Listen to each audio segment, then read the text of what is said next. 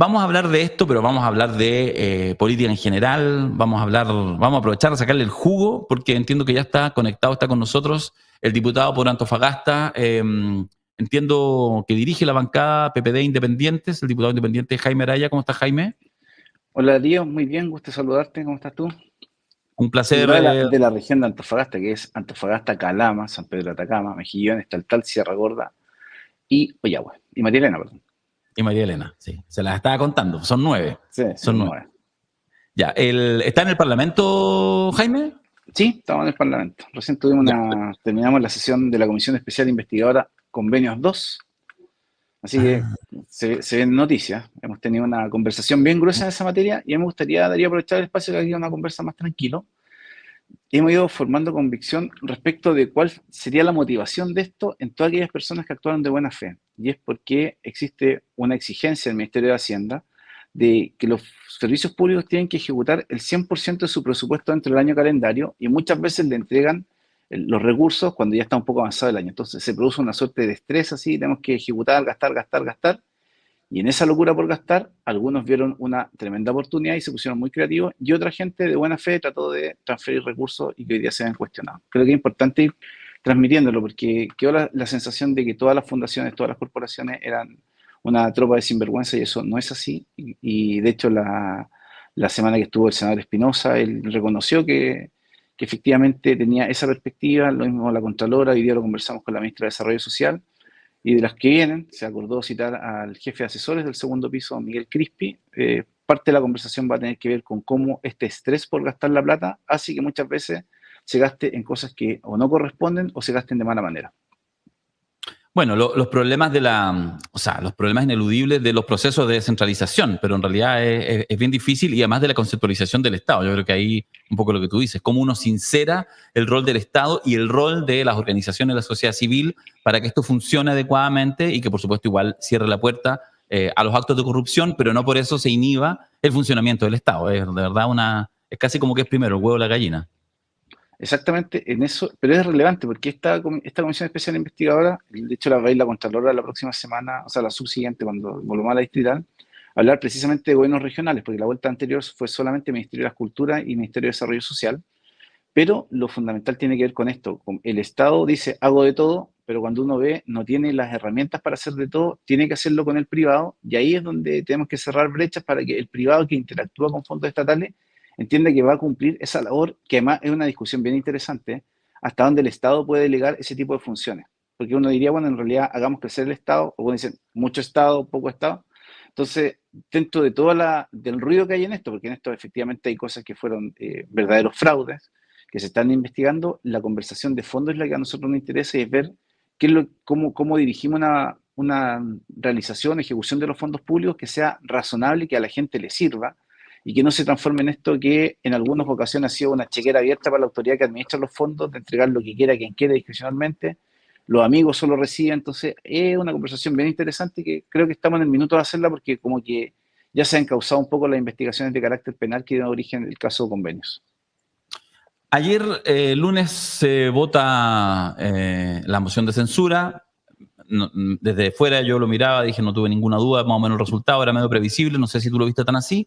Te lo pregunto directamente, ¿hizo el ridículo el Partido Republicano, la bancada del Partido Republicano en esta ocasión? Una vez más hizo el ridículo, pero o sea, yo creo que elementos de contexto. Primero, Kast va a El Salvador a hacer el ridículo él. Él iba a la foto con Bukele y Bukele dijo, no, yo con él nada, y lo dejó ahí mirando la cárcel. Primera cosa. Segunda, que él está muy enredado porque ha tratado por todos lados de decir que son una suerte de mayoría en circunstancias que su constitución fue rechazada de manera rotunda y amplia. Ellos perdieron la centralidad que tuvieron. Y creo que han diseñado una estrategia muy inteligente, que es decir que Chile está partido en dos, los comunistas y los anticomunistas. Y esa discusión absurda que promueve José Antonio Kast, el Partido Republicano y la gente que los rodea, yo creo que no le hace sentido a nadie en nuestro país. Entonces creo que ellos estaban en una estrategia muy desesperada porque ven que habían timbrado que Kast era el próximo presidente de la República después de la elección de los constituyentes del 7 de mayo.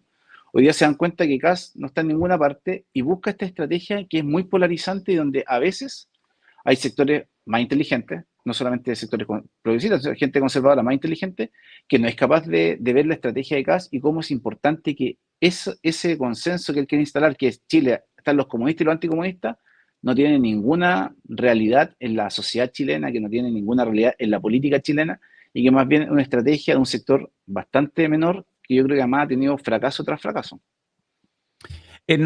Solo para hablar de la mesa, ligar, digamos, las dos noticias, porque el lunes pasado la noticia era que por primera vez había una presidenta de la Cámara de Diputados y Diputadas comunista. ¿Qué te parece? ¿Cómo tú valoras eso? Nosotros entendemos, se ha visto incluso en la prensa que jugaste algún rol de coordinación con la bancada de PPD Independiente, y hasta donde yo me recuerdo también jugaste algún rol incluso en el primer intento en que Carol Cariola debió haber sido presidenta de la Cámara.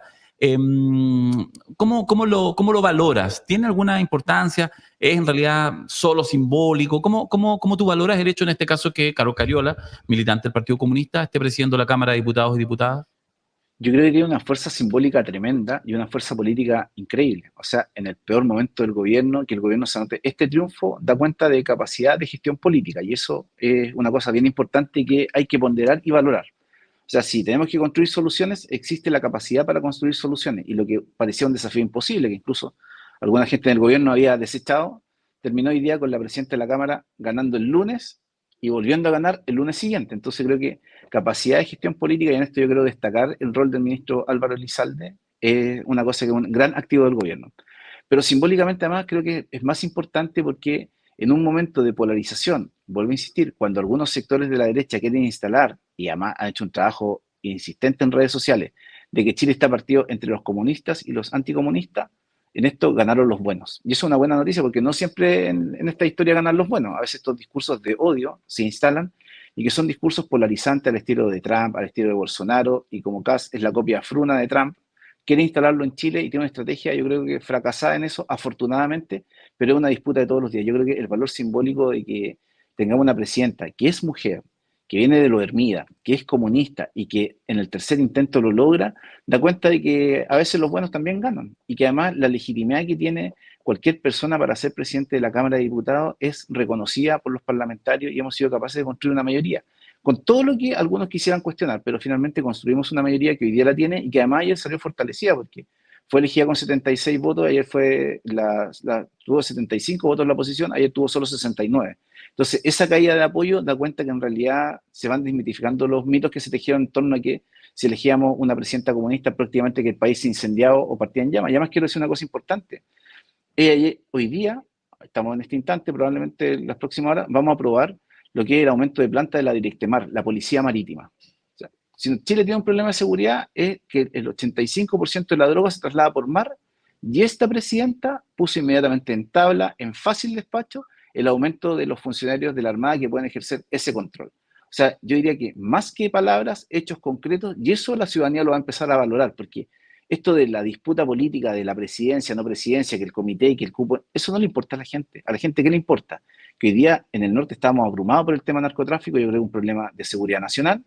¿Qué es lo que ha hecho concreto la presidenta de la Cámara? Bueno, viene y pone en fácil despacho, primero en la tabla, el proyecto que aumenta la planta de la Policía Marítima, porque ese es el problema central que tenemos. Entonces yo creo que eso es una señal potente política de conexión con las necesidades de la ciudadanía que trasciende toda esta disputa política que además está en contexto de un año electoral donde claramente algunos piensan que estas estrategias polarizantes las envían a nuestro país en circunstancias que lo único que generan es un daño tremendo a la convivencia democrática.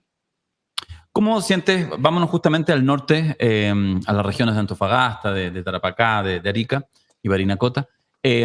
¿Cómo sientes que ha seguido el tema del avance o no avance del gran problema de la delincuencia, muy ligado al narcotráfico, con el tema social también de la inmigración como lugar de paso, pero también de estancia? ¿Cómo sientes que avanza o no avanza? Lo digo a propósito de la reciente cifra que indican una baja en homicidios en Chile en el último año, que hay que decir que como dato al menos contraviene el sentido común. Uno esperaría así como un aumento si uno sigue como las portadas de los diarios, las noticias. Hay una disminución de en torno a un 6% respecto al año anterior, pero sí hay un aumento en las regiones del norte, hay una disminución en las regiones del sur y del centro. No, perdón, solo del sur. Pero ¿cómo lo ves tú en el día a día? ¿Sientes que se avanza? ¿Sientes que está más complicado? ¿Sientes que se han hecho algunas medidas correctivas? ¿Cómo está la situación en la región de Antofagasta y en el norte? O sea, yo creo que hay aciertos que ha tenido el gobierno, el plan Calle Sin Violencia, las ciertas focalizaciones en recursos. Creo que se ha hecho un esfuerzo genuino. Yo quiero valorar que eso es real y eso existe. Ahora, en esto quisiera, Darío, decirlo con toda seriedad. Yo creo que nosotros tenemos una alerta roja de lo que está pasando en la región de Antofagasta. La primera semana de abril, 1 tonelada de droga incautada, 6.500 millones de pesos. La segunda semana de abril, 1 tonelada de marihuana incautada. La tercera semana de abril, 2 toneladas de marihuana. Esto significa del orden de los 8.300 kilos más o menos que se han incautado a la fecha en marihuana.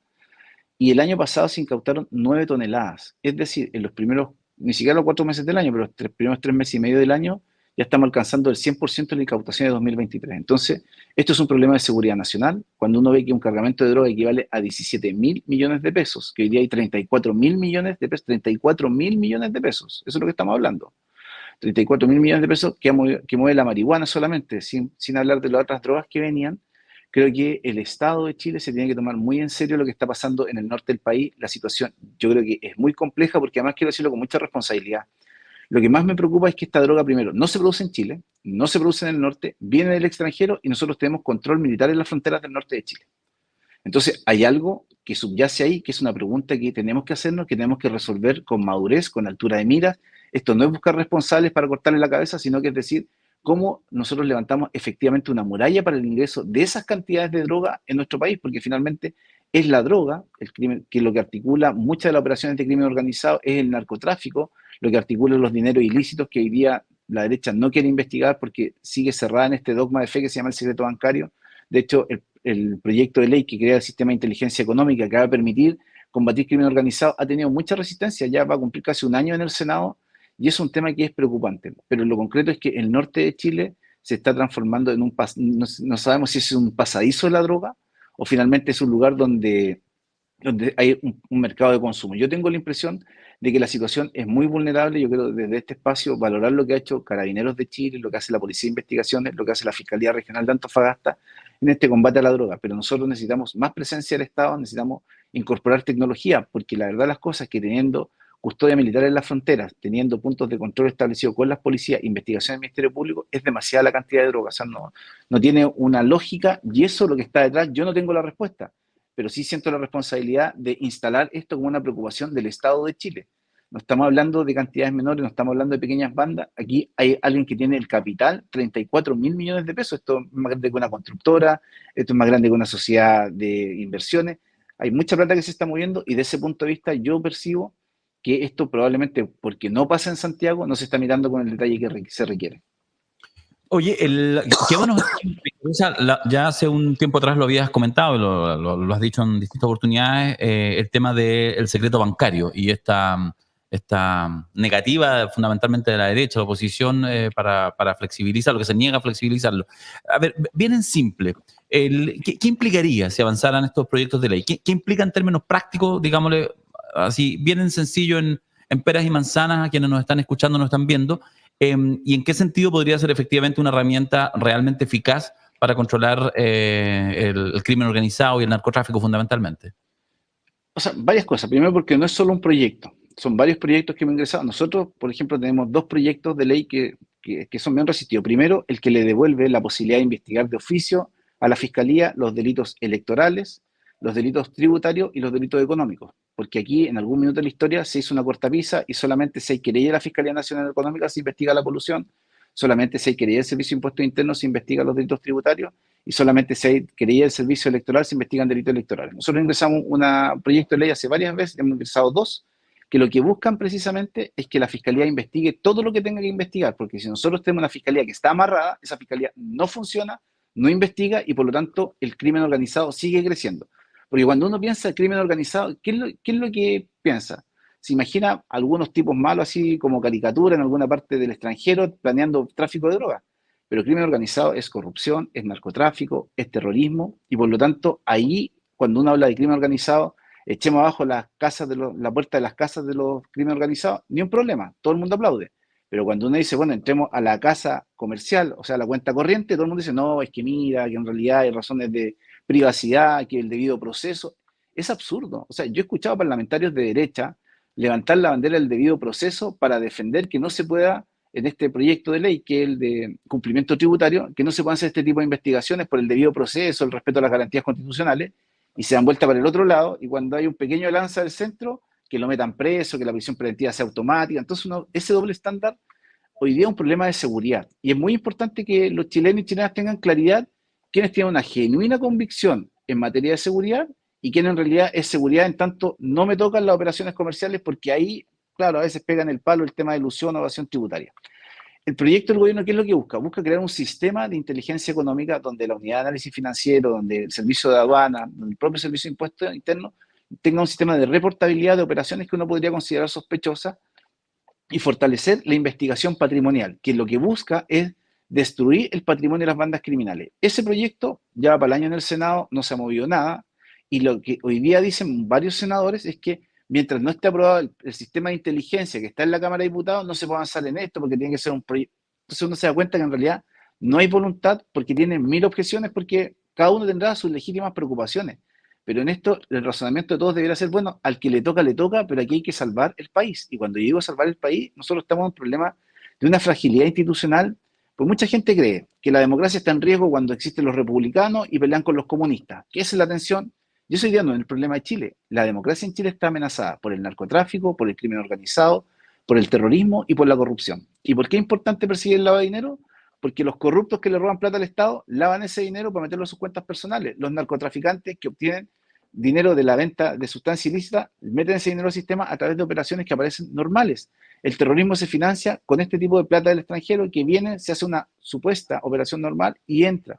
Y desde ese punto de vista, el crimen organizado también utiliza ese mecanismo. Entonces, ¿qué es lo que hay? Por ejemplo, hay un programa de televisión, Barberías a Fondo, que se transformaron en narcofachadas. Son distintos tipos de comercio. Las barberías son uno, pero también están los mini casinos. Cualquier persona que nos está viendo que entre hoy día a un mini casino a esta hora de la mañana ve que no hay nada, están todas las máquinas prendidas, hay 10 personas trabajando, todo iluminado. Entonces uno se pregunta, ¿cuál es el negocio ahí? Tiendas de artículos electrónicos de bajo precio, tiendas que son carísimos los arriendos, que trabaja mucha gente, que no venden nada y lo que venden cuesta 2000 pesos, uno se pregunta, ¿cuál es el negocio ahí? Esto no lo digo yo, nosotros lo hemos venido advirtiendo hace mucho tiempo, pero hoy día lo dijo la Contralora hace la semana anterior, en un encuentro de municipalidades. ¿Cómo a ningún municipio le va a llamar la atención que las barberías trabajen hasta las 3 de la mañana con delivery y que hayan 5 barberías en una cuadra? Esos son los temas complejos y esos temas requieren investigación patrimonial, y la investigación patrimonial requiere necesariamente que se flexibilice el secreto bancario y no sea un auténtico dogma de fe.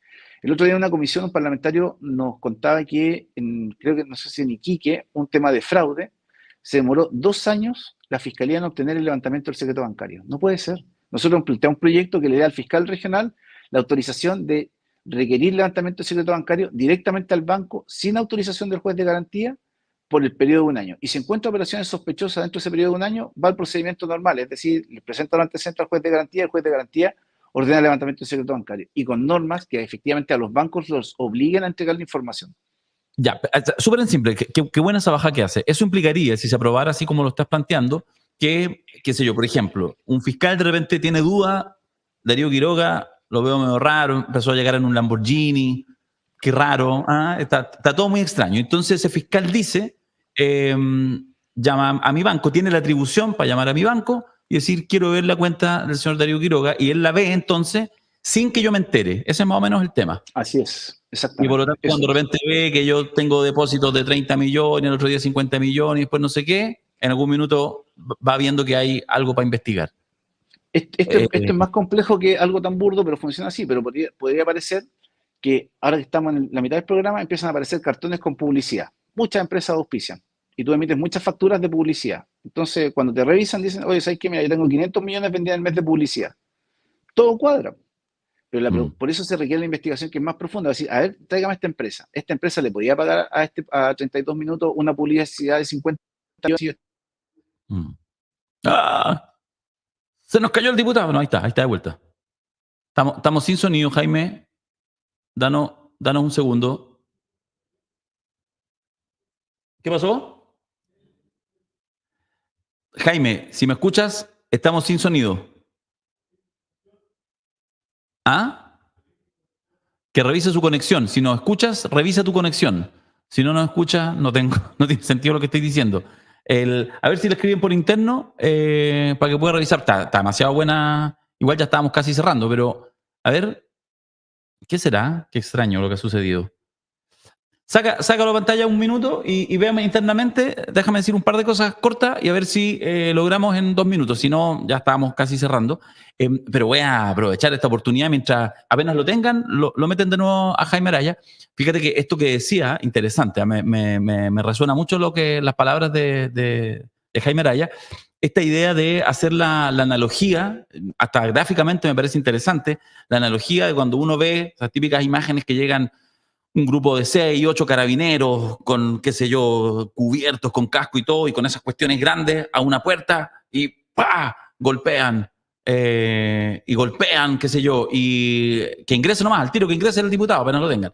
Y golpean la puerta. Ahí está ahí. ¿Está ahí, Jaime? Uno habla de crimen organizado y se cae la transmisión de inmediato, si esto es bastante Sí. más, tiene tentáculos en todas partes. Ya, oye, pero espérate, estaba ahí comentando. Yo decía que interesante, qué gráfica esta idea de la misma imagen de los carabineros entrando a una casa cubiertos hasta los dientes, golpeando la puerta, derribando la puerta y entrando para justamente, sin avisarle nada, revisar dónde tiene la droga, etcétera, etcétera. La misma imagen es esa entrando a la cuenta bancaria para que la persona no alcance a mover las lucas, sacar, a disfrazar, etcétera, y ver cómo están esos movimientos. Yo creo que es una cosa realmente, o sea, además es tan nítido de ver, efectivamente, seguir el dinero. Siempre se dice, sigan el dinero. Pero parece que en Chile no queremos seguir el dinero, Jaime. No, efectivamente es lo que tú dices. Entonces, es eso, bueno, hay un grupo de diputados ya que tenemos una convicción en esto y claramente vamos a tratar de empezar a hacer mucha pedagogía en todos los espacios que podamos, porque es importante que la ciudadanía entienda de qué se trata el problema, porque además, ojo, aquí nuevamente el republicano está levantando la bandera de la libertad. Dicen, no, la libertad no permite esto y decirle, oye, para. Entonces, es importante que la ciudadanía tenga claro que el riesgo hoy día para Chile es el lavado de activos, que es, puedo decirlo, dinero de la corrupción, dinero del narcotráfico, del terrorismo, de crimen organizado. O sea, alguien que secuestra a una persona, le cobra 40 millones de pesos, se paga ese rescate, después tiene que inventar un negocio para meter a su cuenta corriente los 40 millones, porque nadie maneja esos volúmenes de plata salvo el capo de la mafia que tiene un ejército que lo custodia, pero la mayoría de los delincuentes saben que no pueden tener esa cantidad de plata. Entonces, es fundamental tener esta herramienta que permite romper o destruir el patrimonio de las bandas criminales, porque finalmente Chile es un paraíso fiscal para el lavado de dinero. Y nosotros tenemos que terminar con eso. Esa es nuestra responsabilidad. Sí, y una palabrita ahí, lo mencionaste, el tema de las barberías, de los mini casinos. Recordemos que aquí en este mismo lugar, Jaime hace, ¿cuánto? No sé, un mes y medio, habló del tema justamente de las barberías, que después fue recogido más en varios portales noticiosos, en el Mercurio, La Tercera, etcétera, porque en realidad fue como, es como de repente aquel que dice el rey desnudo, ¿ah? Entonces como que el rey va pasando desnudo, pero nadie dice, las barberías, mira, les irá bien, mira qué bonito el corte que hacen, está siempre vacío. Y de repente Jaime Araya dijo así como, oye, ¿qué pasa con esas barberías? ¿Cómo son negocios? El servicio de impuestos internos, el rol que juega en eso, porque el servicio de impuestos internos podría perfectamente hacer alguna alerta, me imagino, a propósito de lo que factura o lo que no factura ese negocio. Yo lo he dicho con toda claridad y mandamos un oficio a la Comisión de Seguridad. Queremos la explicación del ministro de Hacienda, del director nacional de Impuestos Internos, porque esto no se fiscaliza. Hay una decisión, yo esto se lo planteé al subsecretario Monsalve en el mes de septiembre, la preocupación que teníamos respecto de la no participación de Impuestos Internos en estas investigaciones, y la verdad las cosas es que el subsecretario a la fecha de hoy no nos ha dado ninguna respuesta y por lo tanto, como esto ya se transforma en un problema de seguridad, estoy seguro, no estoy exagerando, Ariel, un problema de seguridad nacional, nosotros mandamos un oficio formal para que nos digan por qué no investigan. Porque no es razonable que el Servicio de Impuestos Internos diga, ¿sabe qué? Yo estoy preocupado del cobro del impuesto. Pero si de eso se trata el delito, yo tengo plata ilícita, pago un impuesto y se transforma en plata lícita. O sea, no puede ser que el Servicio de Impuestos Internos diga, yo no investigo los minicasinos porque yo voy y ellos me pagan el impuesto a las ventas. Bueno, le quiero contar al Servicio de Impuestos Internos que si ellos no pagaran el impuesto a las ventas no existiría el delito de lavado de activos. Entonces, es curioso, y en esto hemos tenido cada vez una posición más firme. Queremos saber por qué el Servicio de Impuestos Internos no fiscaliza esto y si eso es una decisión institucional, es una coincidencia que en algunas regiones del país o derechamente ellos no van a hacer investigación.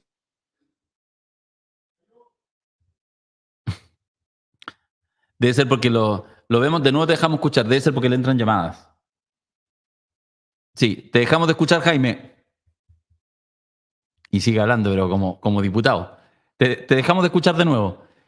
A ver si en 3 segundos se engancha de nuevo, porque tenía una última pregunta, nomás que en realidad era una reflexión. Si no, va a quedar pendiente. Démonos 20 segundos. Si es así, lo tiran nomás al tiro en pantalla, muchachos, y si no, lo voy a despedir a la distancia. La importancia de estos temas.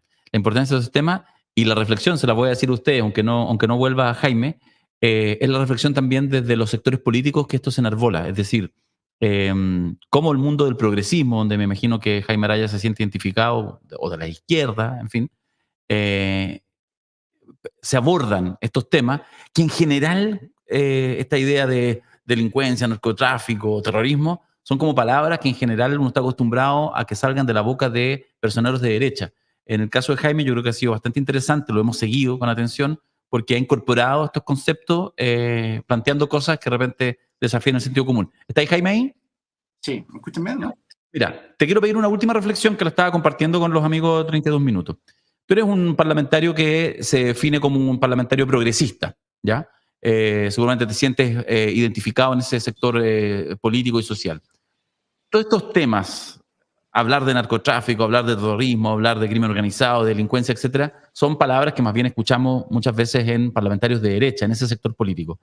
¿Qué te ha pasado a ti en estas reflexiones en el sentido de asumir un rol activo, pero sin perder de vista que, bueno, se supone que uno esperaría del mundo progresista soluciones y miradas distintas? Algo nos has comentado con el tema de terminar con el secreto bancario, pero ¿cómo ya 2 años de que eres parlamentario, una reflexión de cómo lo aborda este mundo político, estos temas?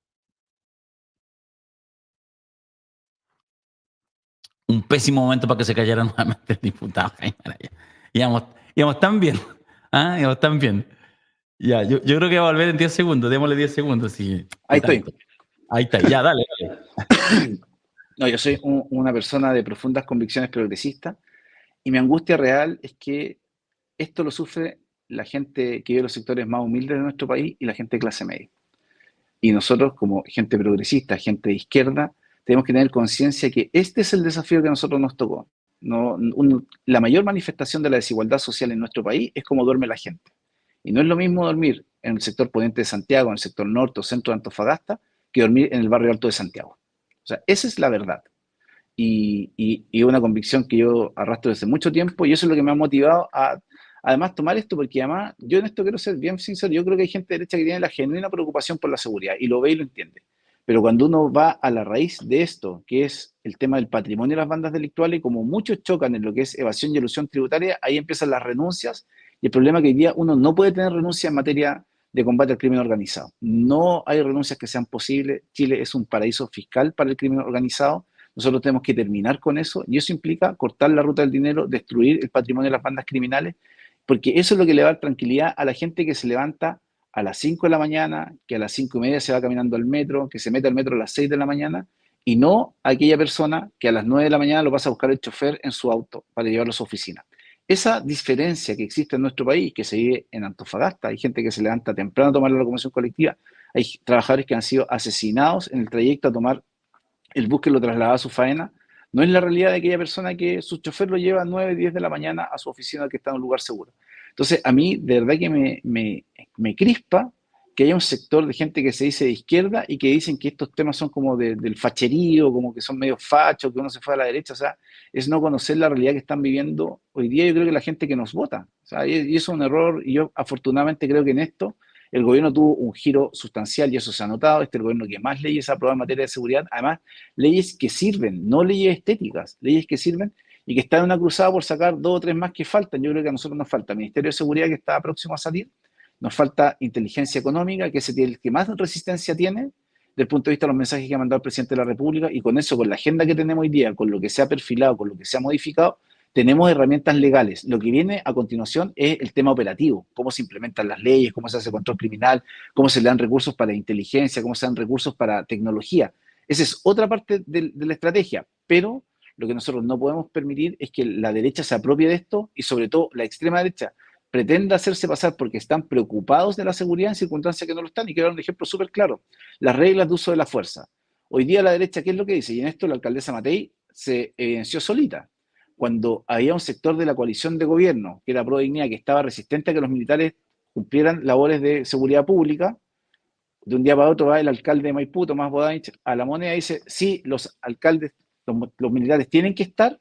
Cuando se produce ese gesto político que la coalición de gobierno y la derecha estaban de acuerdo, ¿quién salió a decir, momentito, no se puede?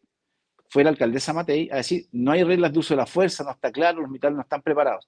Ella es la que se opone hoy día. Y hoy día, ¿qué es lo que ha dicho la derecha? Ya que, entre comillas, el oficialismo giró y eso estamos de acuerdo, están teniendo amarrado que porque no hay reglas de uso de la fuerza, los militares no pueden participar en estas tareas. Pregunta, ¿en virtud de qué están los militares en la macrozona sur? La gente ha visto que la cosa en la macrozona sur ha salido de la escena. No quiero decir que está controlado ni nada por el estilo, pero ha salido de escena. Probablemente ahora con la condena de Yaitul se va a aumentar, pero en rigor la presencia militar ha ayudado a que esto se controle. ¿Por qué si están en la macrozona sur no pueden estar en zonas altamente pobladas, en lugares estratégicos y ni decir en las carreteras del norte?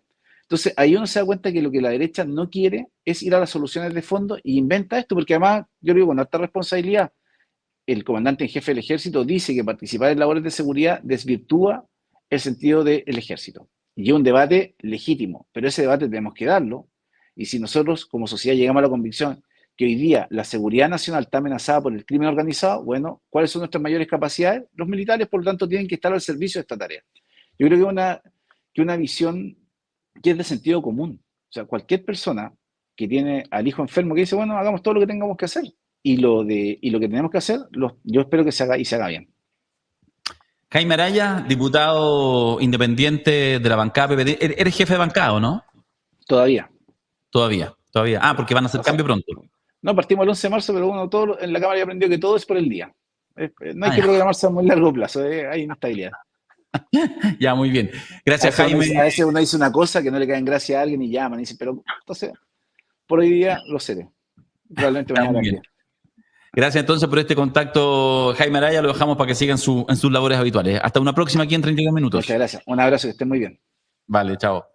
Ahí estaba Jaime Araya, súper interesante desde mi perspectiva, cosas que deja. Como dice la de Matu, cuando es bueno lo entrevistado, esto lo decimos después, ¿eh? Entonces dice, está bien, este chancho dio manteca. Entonces me parece que estas entrevistas son las que efectivamente deja cositas interesantes. Hacemos